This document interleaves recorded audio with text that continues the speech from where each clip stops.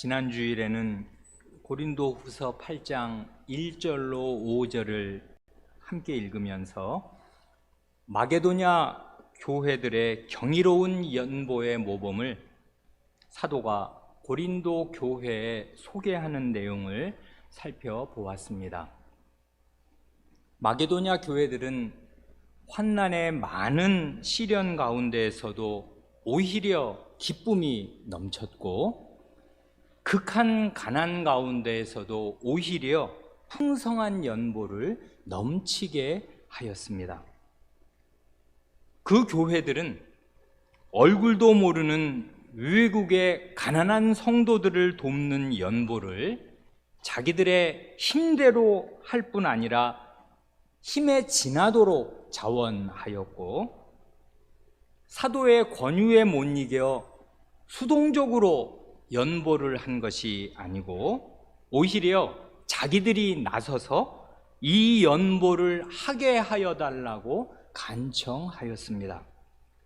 그렇게 한 이유는 가난한 성도를 돕는 그것이 바로 곧 하나님의 은혜와 성도의 교제에 참여하는 것이라고 바르게 믿고 인식하였기 때문이었습니다.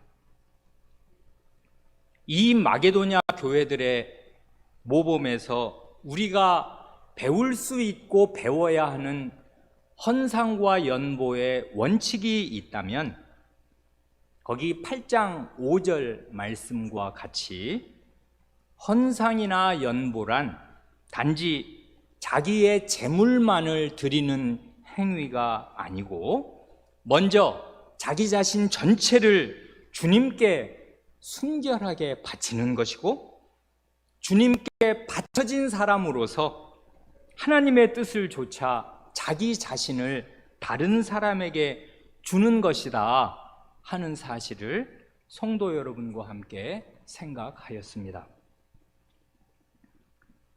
이렇게 먼저 마게도냐 교회들의 모범을 고린도 교회에 소개한 바울 사도는 바로 이어서 또 하나의 경이로운 모범을 소개하는데, 그것은 다름 아닌 예수 그리스도의 모범입니다. 9절 말씀이 그거지 않습니까? 우리 주 예수 그리스도의 은혜를 너희가 알거니와 부요하신 자로서 너희를 위하여 가난하게 되심은 그의 가난함을 인하여 너희로 부요케 하려 하심이니라. 아멘.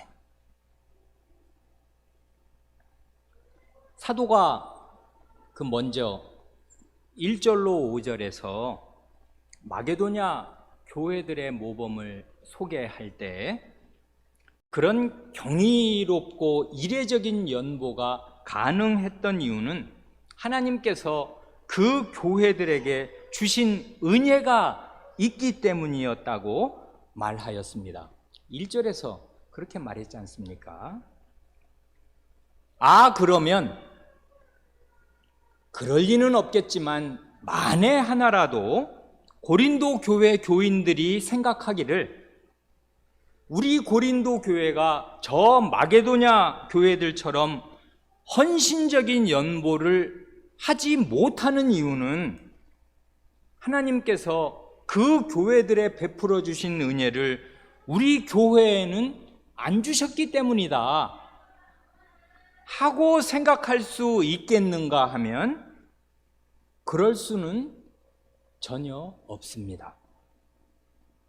왜냐하면 하나님의 은혜는 곧 그리스도 안에서 베푸신 은혜이고, 그렇기에 그리스도의 은혜와 하나님의 은혜는 결국은 같은 것인데, 교회에 있는 신자치고 그리스도의 은혜를 받지 않은 사람은 한 사람도 없기에 그렇습니다. 그래서 사도는 여기 9절에서 우리 주 예수 그리스도의 은혜를 너희가 알거니와 너희가 아나 해서 고린도 교회가 익히 알고 있는 그리스도의 은혜를 말합니다. 그리스도의 은혜는 비단 고린도 교회 교인들 뿐만 아니라 신자라면 전 세계의 어느 교회 신자라도 모를 수가 없을 것입니다. 우리 주 예수 그리스도께서 우리에게, 우리 각 사람에게, 성도 여러분에게 베푸신 은혜는 무엇입니까? 그건 한마디로 가장 부요하신 분으로서 우리를 위하여, 우리 때문에 가장 가난하게 되신 바로 그것입니다. 그분이 그렇게 가장 가난하게 되신 이유는 자신이 그렇게 가장 가난하게 되셔야만이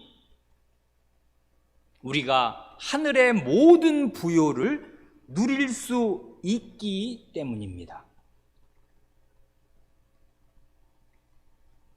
그래 그리스도께서 원래 누리셨던 그 지극한 부요와 우리를 위하여 겪지 않을 수 없었던 그 지극한 가난의 차이, 그 차이는 문자 그대로 천지 차이, 곧 하늘과 땅의 차이,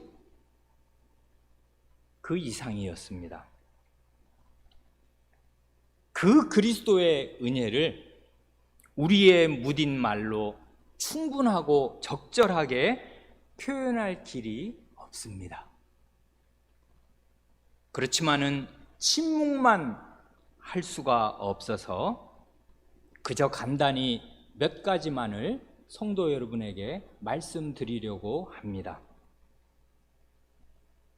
고린도후서 8장 9절에서 그리스도께서 가난하게 되심은 그의 가난함을 인하여 너희로 부요케 하려 하심이니라 할 때 우리가 받는 부요, 우리가 받는 재산, 그건 무엇을 말하는 것입니까? 간단하게 두어 가지로만 말씀드리려 합니다. 그리스도께서는 원래 자신이 계셨던 하늘에서 이 낮은 땅으로 내려오셨습니다. 그렇게 하신 이유는 땅에 붙은 우리를 높이 들어서 자신이 원래 계셨던 저 하늘의 보좌에 올리시기 위함이었습니다. 그리스도께서는 원래 하나님이신데 하나님이신 분이 사람이 되셨습니다. 그렇게 하신 이유는 죄를 지어 마귀의 자식이 된 우리를 하나님의 아들, 딸이라는 그 영광스러운 신분으로 올리시기 위함이었습니다. 그리스도께서는 창조주로서 주인이신데 종의 형체를 입으셨습니다. 그렇게 하신 이유는 본래 죄의 종이었던 우리를, 이게 놀라운 것인데, 만물을 다 가진 만물의 주인, 만유의 주가 되게 하시기 위함이었습니다. 말이 쉬워 만물의 주인이지, 이 말이 성도 여러분은 믿어지십니까? 하나님께서 우리에게 베푸시고 우리를 위하여 예비하신 은혜는 너무나 엄청난 것이고 너무도 큰 것이어서 이게 실감이 잘 안 납니다. 그래 많은 신자들이 하나님 말씀 묵상하는 데에서 그저 한두 발 걷다가 멈추기 때문에 자기를 위하여 쌓여있는 보화가 무엇인지를 잘 모릅니다. 수백억 통장이 있는데 그 통장이 어디에 있는지, 그리고 그 숫자가 공이 몇 개인지 한두 개 세다가 멈추는 것과 같습니다. 기독교는 결단코 시시한 것이 아닙니다. 3번 아닙니다. 기독교는 이 세상살이에 시달리고 지친 소시민들이 일주일에 한 번 모여서 그저 정신적인 위안을 얻는 것으로 그치는 그런 시시한 것이 아닙니다. 사도는 여기 고린도 후서에서 그리스도께서 가난하게 되심은 너희로 부요케 하려 하심이니라 하고 이 고린도 후서에서 지금 말하는데, 이렇게 말하기 전에 앞서 보낸 편지 곧 고린도 전서에서 이 부요의 크기, 이 부요의 범위를 이미 알려준 것이 있습니다. 그러니까 고린도 후서 이 8장 9절에서 그리스도께서 가난하게 되신 이유는 너희로 부요하게 하시기 위함 아니냐 하고 말할 때, 정상적인 고린도 교회 교인이라면 이 부요가 무언지를 모를 수가 없습니다. 이 부요란 무엇입니까? 고린도전서 3장 21절 22절이 성도, 이 고린도 교회 교인들이 가진 부요가 무엇인지를 보여줍니다. 고린도전서 3장 21절 말씀 22절을 부분만 읽으면 이렇습니다. 만물이 다 너희 것임이라. 22절, 세계나 생명이나 사망이나 지금 것이나 장래 것이나 다 너희의 것이요. 이게 하나님의 말씀이고 사도가 고린도 교회에 가르친 진리입니다. 이것이 성도가 가진 재산이요, 성도가 그리스도 때문에 받는 부요의 목록입니다. 여기에 빠지는 좋은 것이 있는지 한번 찾아보십시오. 없습니다. 그러니까요, 우리가 우리 자녀에게 그리스도를 믿는 참된 믿음을 물려줄 수만 있다면 그것은 사실상 온 세상을, 만물을 상속 재산으로 물려주는 것과 같은 것입니다. 자식을 공부시켜서 이 세상에서 굶지 않고 먹고 살게 그런 자생력을 갖게 해주려고 부모가 그렇게 20, 30년을 고생하지만 그 모든 수고가 보람이 있어서 이 세상에서 출세하고 잘 먹고 잘 살게 되면 그게 다 뭐란 말입니까? 그러나 그리스도를 참되게 믿는 믿음이 그 속에 심어진다면, 그래 그리스도를 자기의 주님으로 제대로 알게 된다면 이 모든 부요가 나의 것이고 믿음을 가진 내 자녀의 것입니다. 그러니까 부활하신 그리스도의 그 말씀, 곧 그리스도께서 하늘과 땅의 모든 권세를 내게 주셨으니 하고 그 마태복음 28장 18절에서 그렇게 말씀하셨을 때, 그 하늘과 땅의 모든 권세란 그분이 원래 하나님의 아드님으로서 본래부터 가지고 계셨던 모든 권세를 가리키는 말이 아닙니다. 그 하늘과 땅의 모든 권세란 그리스도로서 부활하심으로써 새로 받으신 권세를 말하는 것인데, 그 권세를 왜 받으셨는가 하면 그리스도의 십자가와 부활에 참여하는 사람들, 곧 구원하신 사람들과 함께 공유하시려고 받으신 것입니다. 그리스도께서 왜 하늘에 오르셨는가 하면, 왜 하나님의 보좌 우편, 하늘과 땅의 모든 권세를 가지시고 다스리시고 발휘하시는 그 자리에 왜 앉으셨는가 하면, 하나님의 자녀들이 바로 그 자리에 함께 앉아서 하늘에 있을 그 처소를 예비하시려고 그 자리에 앉으신 것입니다. 그러니 그리스도의 십자가와 부활과 승천과 하나님 보좌 우편 좌정은 모두 성도 여러분 자신을 위한 것입니다. 이런 부요, 이런 은혜를 우리에게 주시기 위해서 그리스도께서는 어디까지 어떻게 가난하게 되신 것입니까?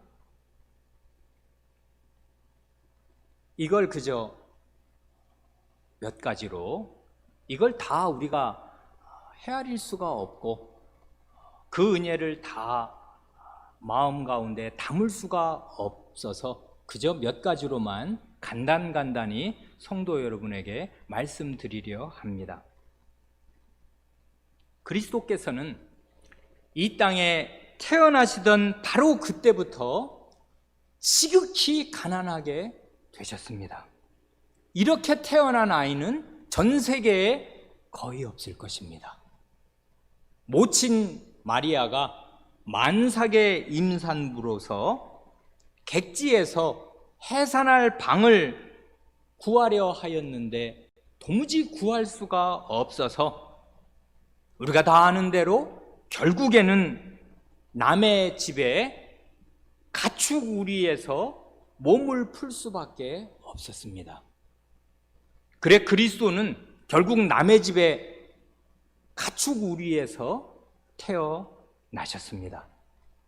그리고 그 어린 몸을 갓 태어난 신생아의 몸이 구유 곧 짐승의 밥통 위에 뉘어졌습니다. 왜 그랬겠습니까? 땅바닥이 그게 위생적이었으면 당연히 바닥에 놓았어야 할 것인데 그 구유 이외에 다른 곳은 모두 흙바닥이었던 모양이지요.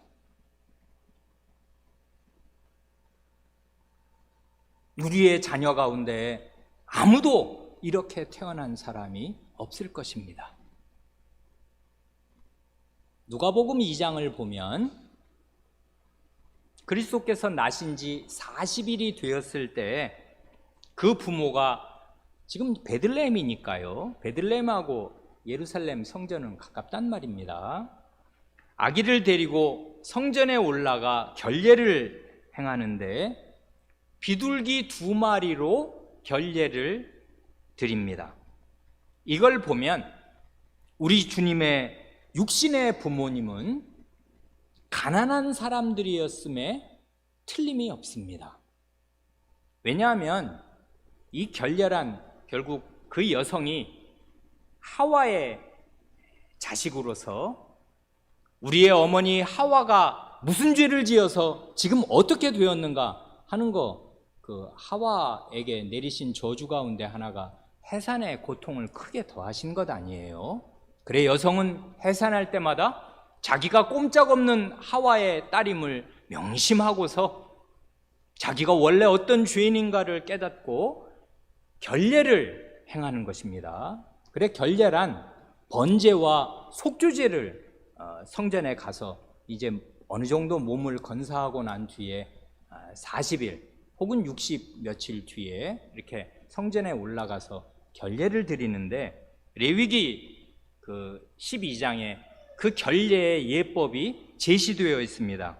결례에서는 번제와 속죄제를 드리는데 번제의 제물은 뭐냐 하면 1년 된 어린 양이고요. 속죄제의 제물은 비둘기입니다.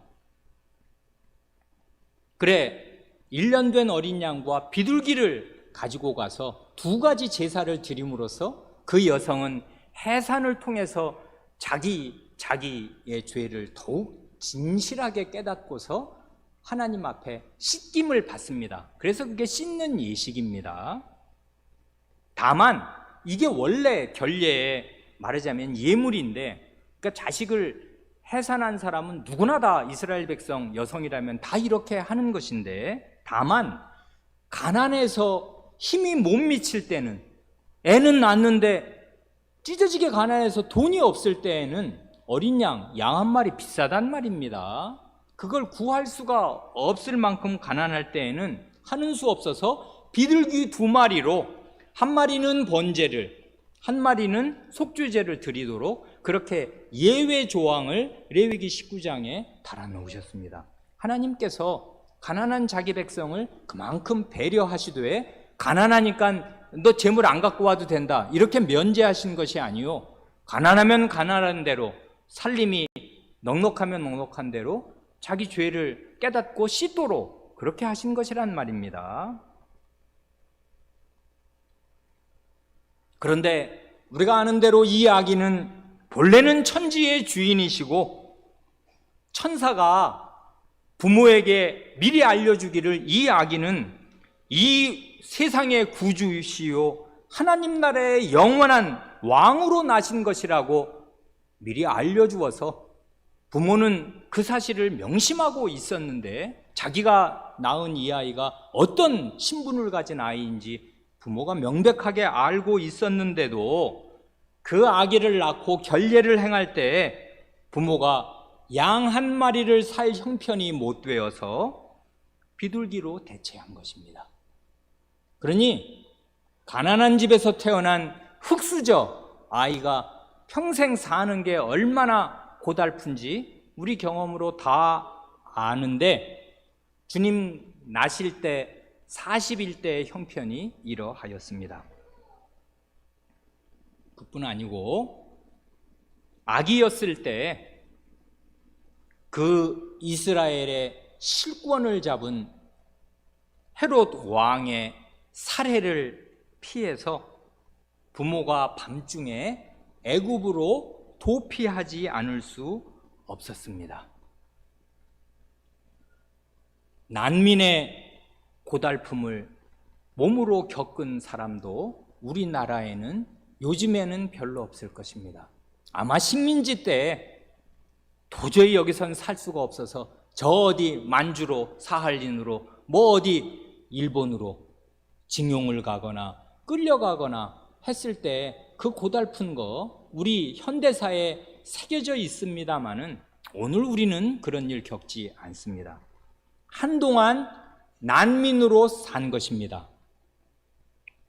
다시 이스라엘로 돌아와서는 이스라엘 땅이면서도 이사야 시대부터, 그러니까 주님 나시기 한 750년, 700여 년 전부터 이방의 갈릴리라고 불릴 만큼 대대로 천시받는 두메 산골에서 30년 가까이 목수의 아들로 무명의 촌사람으로, 산촌 사람으로 사셨습니다. 이게 왜 이방의 갈릴리라고 그런 말을, 그런 오명을 뒤집어 쓰지 않을 수 없냐 하면, 그 이사야 그 선지자는 그 히스기야 왕 어간의 앞뒤에 활약했던 선지자인데, 히스기야 왕 때 북이스라엘이 아수르에 멸망했단 말입니다. 북쪽이 다 외국의 그 말발굽 아래에 들어가서 외국 군대가 다 주둔하고 식민지가 되어서 백성들 다 잡아가고 그 자기네 나라 딴 백성들 갖다가 심고 이렇게 되어서, 특별히 그 북방에 있는 갈릴리는 외국 군대가 저기 대륙에서 넘어오는 초입이어서 말하자면 이방 땅과 별로 다를 것이 없게 되어서 예수님 오시기 750년 전서부터 이사야 예언자가 이방의 갈릴리요 그랬단 말입니다. 망했으니까. 그래, 딴 나라에 합병이 되어서 짓밟히니까 그러고 살아서 사마리아 사람들, 그 북쪽 사람들, 이북 사람들이 그렇게 말하자면 이 남유다 사람들에게 멸시를 받지 않을 수가 없었고, 그 중에서도 멸시받는 곳이 그 갈릴리였단 말입니다. 그래, 그분이 나중에 이제 30살쯤 되셔서 공적으로 자기 자신을 드러내셨을 때 제일 처음 들었던 말 가운데 하나가 나사렛에서 무슨 선한 것이 날 수 있느냐 하는 말이었습니다. 빌립이 자기 친구, 그 진실한 친구 나다나엘을 찾아서 모세가 말하였고 여러 선지자들이 예언한 그분을 우리가 만났다 하니까, 모세가 말한 나와 같은 선지자, 그리고 여러 선지자들이 말한 그 메시아 우리가 만났다 하니까, 어떻게 메시아가, 어떻게 모세가 말한 그 모세와 같은 그 위대한 그 이스라엘의 영도자가 어떻게 나사렛에서 날 수가 있냐, 그럴 리는 없는 거지 라고 말할 만큼의 그곳에서 30년을 사셨습니다. 그뿐 아니라 그리스도께서 그리스도로 임명받으시자마자 그 그리스도로 임명받으신 것도 참으로 가난하게 되시고 낮아지게 되셔서 결국 회개의 세례, 온 이스라엘 백성이 자기 죄를 깨닫고 세례자 요한 앞에 나아가 저는 죄인이올시다, 저의 죄를 씻어주십시오 하고서 그 제대로 된 사람은, 양심적인 모든 하나님의 백성은 요한의 그 불같은 강설을 듣고서 자기 마음의 죄를 깨닫고 하나님 앞에 나아가 쌓이고 쌓인 죄를 씻는 예식으로 세례를 받았는데, 죄 없으신 예수 그리스도께서 자신을 그 죄인과 완전히 동일시하셔서 그 요한에게 나아가, 원래 세례는 직급상, 위계질서상 윗사람에게 아랫사람이 받는 것입니다. 그런데 요한에게 나아가 자기를 낮추시고 세례를, 죄인의 한 가지처럼 되셔서 세례를 받으시고 물에서 올라오실 때에 그가 그 하나님의 음성을 듣고 성신을 받아서 그리스도로 말하자면 인정받으시고, 이제 그때서부터 그렇게 가장 자기를 낮추셨을 그때 그리스도로 이제 임명받으셔서 그리스도가 되시고, 그리스도로 취임하셔서 이제부터는 개인이 아니요 공인으로서 이스라엘의 구원자요 전 세계의 구주로서 이제 활동하시기 시작하셨는데, 그리스도로 취임하시자마자 제일 처음에 당하신 일은 다름 아닌 광야에서 40일을 굶으신 뒤에 마귀에게 시험을 받으신 일이었습니다. 그 첫 번째 시험의 내용도 주님 자신이 당한 절박한 굶주림을 해결하라는 바로 그것이었습니다. 우리가 이 세상에서 가난하다 아무리 가난하다 해도 사막에서 밤낮 40일을 굶주리지는 않을 것입니다.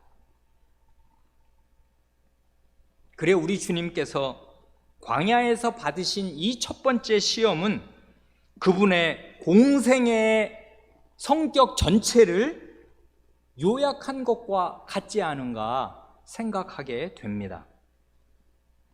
곧 주님은 죄로 인해 낙원이 아니라 광야, 사막으로 변해버린 이 세상에 오신 것이고, 그래 보기에 아름답고 먹기에 좋은 모든 나무 열매를 내 마음대로 먹어라 하고 마음대로 먹을 수 있는 하나님의 복이 아니라 죽도록 일해야, 이마에 땀이 흘러야 간신히 먹을 수 있고, 그것도 종종 전쟁이나 질병이나 기근이나 재앙으로 말미암아 먹으려야 먹을 수 없는 그 저주가 가득한 이 땅에서 그 저주를 몸소 겪으시는 것입니다. 그래 굶으셨습니다. 40일을 사막에서 밤낮으로 굶으셨습니다. 그런데도 어느 철없는 서기관은 이 예수님을 잘 따라다니면서 이 예수님의 제자가 되면 출세를 하고 이 세상에서 성공해서 잘 먹고 잘 살게 되리라고 기대하였는지, 주님께서 어디로 가시든지 자기는 주님을 따르겠노라고 주님 앞에 나와 말했습니다. 그때 주님께서 하신 말씀이 마태복음 8장과 누가복음 9장에 잇따라 기록되어 있습니다. 여우도 굴이 있고 공중의 새도 거처가 있으되 인자는 머리 둘 곳도 없다. 그렇게 말씀하셨습니다. 이 창조주의 눈으로 보실 때, 아니 더 정확히 말하면 창조주의 마련으로 말미암아서 여우나 새 같은 그런 미물들도 따뜻한 보금자리가 있고, 날이 어두워지면 저녁이면 돌아가서 쉴 제 집이 있지만은, 주님께서 그리스도의 일을 하실 때에는 우리를 위하여 지극히 가난하게 되신 관계로 어느 한 곳에 마음 편히 정주하실 곳이 없었습니다. 전국을 무대로 식사하실 겨를도 없이 계속 돌아다니셔야 하였습니다. 그래 정말 주님께는 머리둘 곳이 없었습니다. 주님의 가난은 생애의 마지막에 더욱 극적으로 나타났습니다. 온 백성에게 버림을 받고 친제자들의 배반을 겪으시면서 이방인들에게 조롱을 당하고 마침내 하늘 아버지께로부터도 저주를 받아 나무에 달리셨을 그때, 그 가난한 몸을 가려주었던 겉옷과 속옷조차 로마 군병들에게 다 빼앗겨서 마침내 벌거벗은 몸으로 저주의 나무에 매달려 있었습니다.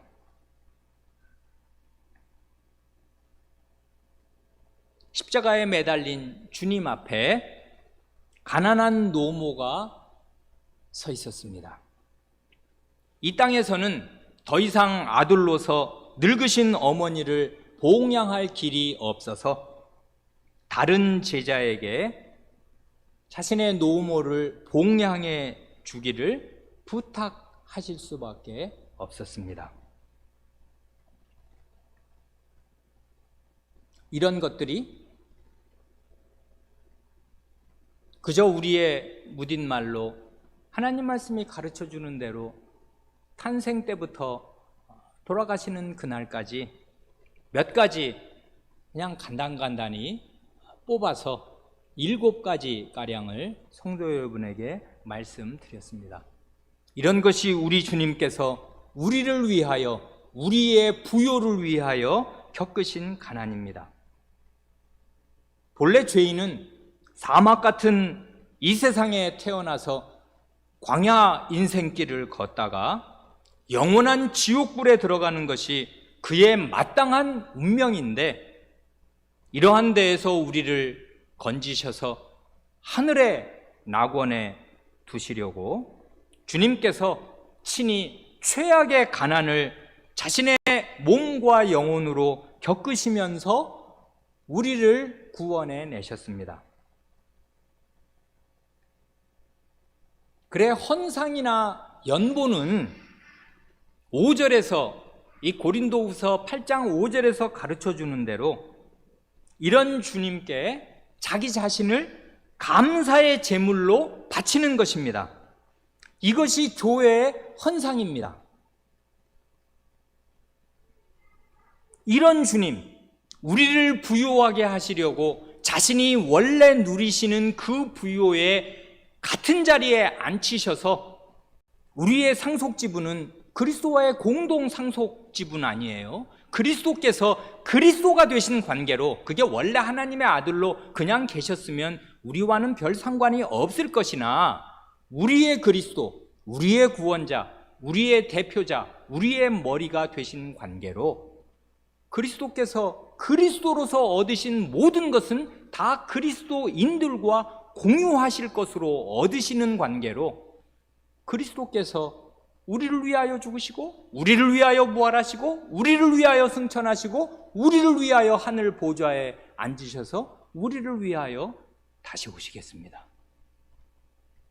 그래, 자신의 이런 부요에 우리를 참여하게 해주시려고 우리를 위하여 지극한 가난을 맛보신 이런 주님께서 우리가 드리는 헌상과 우리가 드리는 연보를 빤히 지켜보고 계시는데, 사도행전 5장에서 아나니아와 삽비라 부부는 땅 판값의 일부를 드리면서 전부를 드렸다고 거짓말을 하고 그 거짓말로 교인들의 인정과 칭찬을 받으면서 말하자면 교회에서 한 자리 하고 싶었던 모양입니다. 이런 위선과 거짓말을 우리를 위하여 가난을 겪으신 그 주님께서 도무지 용납하실 수 없어서 생명형의 징계로 즉결 처분하셨습니다. 반면에 마게도냐 교회의 성도들은 이런 주님의 은혜, 이런 주님의 은혜와 사랑을 참되게 깨닫고서 이런 주님께 자기 자신을 바쳤습니다. 왜 안 그렇겠습니까? 주님의 은혜를 아는 어느 신자라도 자기 자신을 주님께 드리며 주님을 위하여 이 세상에서 가난하게 사는 것이 왜 두렵겠습니까? 주님의 뜻을 순종하느라고 이 세상에서 불이익을 받는 것이 무엇이 대수겠습니까?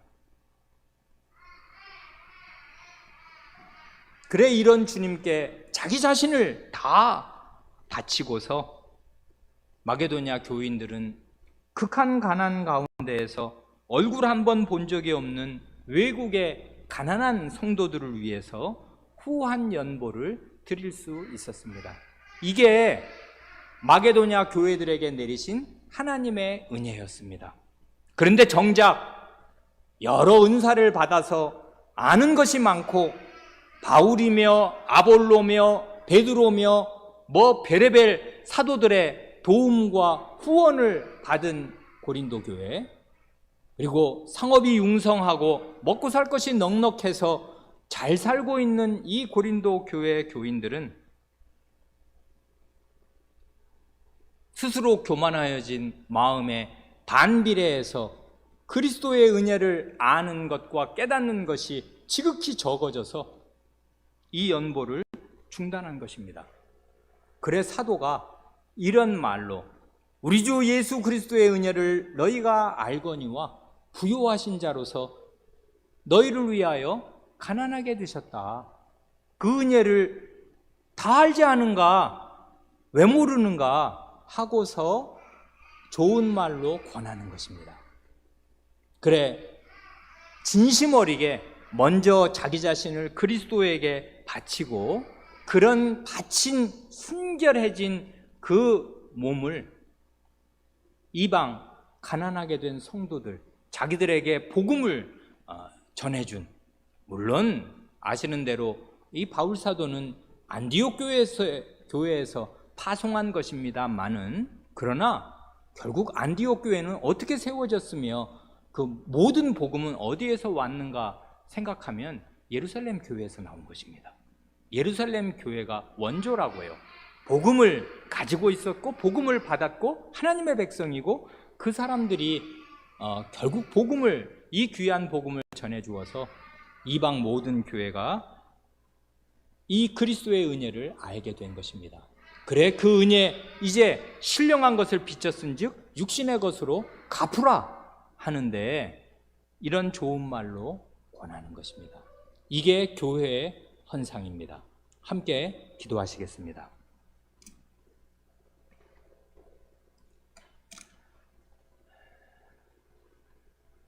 하나님 아버지, 죄인인 저희는 원래 받을 것이 이 세상에서와 오는 세상에서의 두려운 형벌일 따름이요, 이 세상도 하나님의 세상이고 하나님의 말씀에 온전히 순종해야만 살 수 있는 세상인데도 죄인들은 이 세상에서 하나님의 해와 하나님의 비로 말미암아 모든 좋은 것들을 날마다 먹고 누리면서도 한 번도 정당하게 하나님께 감사하지도 않고 하나님의 뜻에 순종해서 살아야 할 자발적인 마음을 갖지도 못합니다. 이런 저희를 예수 그리스도와 성신으로 구원하셔서 하나님이 누구신지 알게 하시고 저희를 위하여 베푸신 예수 그리스도의 은혜가 무엇인지를 깨닫게 하셔서 그리스도께서 비록 저희 눈에 보이지 않으시고 저희가 그리스도의 육성 음성을 듣지 못할지라도 그러나 그리스도께서 살아계시며 저희의 주로 계시고 반드시 저희를 이 죽을 몸에서 구원하여 자신의 부활의 몸과 같은 영광의 몸, 영원한 몸을 입혀주실 것을 믿고 소망하게 하시며 이 믿음으로 이 세상의 모든 고난을 뚫고 살게 하셨으니 그 은혜를 감사드립니다. 본래 저희는 이 세상에서 무슨 고통을 당하고 어떤 가난에 처하든 그것은 원래 저희가 받아야 할 죄의 형벌에 비하여 아무것도 아니요, 그것은 저희가 원래 받아야 할 지극한 형벌의 겨우 시작에 불과할 것이겠사오나 그러나 저희의 모든 죄를 씻으신 관계로 이 세상에서 저희가 당하는 모든 어려움이 저희의 죄값을 치르는 것이 아니게 하시고 도리어 아버지와 같은 손길로 받는 훈육과 단련이 되게 하심을 믿습니다. 그러므로 저희로 하여금 이런 믿음으로 저희 마음을 무장하게 하셔서 이 세상에서 각종 다양한 어려움을 당할 때 마음이 위축되거나 하나님의 사랑에서 떨어진 것처럼 스스로 좌절하지 않게 하시고 도리어 우리 주 예수 그리스도의 은혜 안에서 마음을 강하게 하여 하나님의 은혜를 더욱 바라고 믿을 수 있게 하여 주시기를 구합니다. 그리스도의 은혜를 알므로 저희의 마음이 넓어지게 하시고 다른 성도, 다른 가난한 형제 자매를 위한 마음이 넓어지게 하셔서 하나님께서 주신 재물을 기꺼이 풀어 형제의 어려움을 도울 수 있게 하여 주시기를 구합니다. 저희가 매주 하나님 앞에 헌상할 때마다 단지 저희의 때 묻은 돈을 바치는 것에 불과하다면 그것은 차라리 하나님을 모독하는 것이 되고 말겠사오니 그런 헌상을, 쓸데없는 헌상을 바치는 사람이 없게 하시고 헌상으로 자기 만족을 꾀하며 위선된 자기를 입증하는 그런 사람이 없게 하시고 정결한 마음으로 자기 자신을 주님께 바치는 참된 믿음으로 무엇이든 하나님께 바치게 하시며 그런 참된 믿음으로 다른 형제자매를 돕는 연보를 또한 바치게 하시옵소서. 그리하여 저희 교회의 헌상이 하나님 나라의 창고에 다 드려지는 헌상이 되게 하시고 하나님 나라를 위한 군자금으로 하나님 나라를 위한 종잣돈으로 유용하게 써주시는 그런 재물이 다 되게 하시며 헌상으로 말미암아 이 헌상을 바치기 위하여 흘린 저희의 땀이며 저희의 일상생활 전체도 주님께 다 받으심직하게 되어서 저희의 전 생활이 거룩하여지게 하여 주시기를 구합니다. 우리 구주 예수님의 이름으로 기도합니다. 아멘.